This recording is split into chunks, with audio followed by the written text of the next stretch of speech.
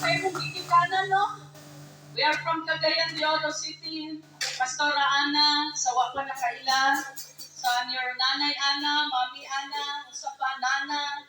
So, welcome sa atuang First Youth General Assembly Mindanao Chapter.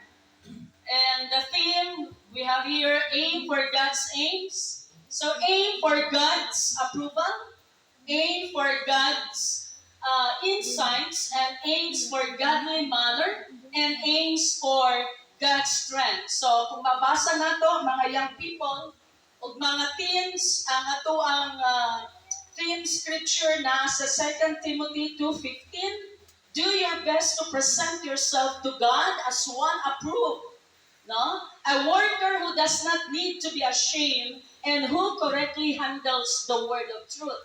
So, mao na ang atong target karon. Wala bang amen? Amen. The Lord, kinahanglan ba ka? Ako naon.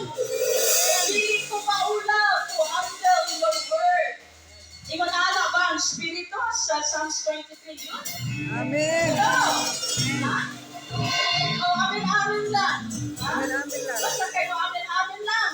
So, dili, nasalot ko ang Diyos magalihok because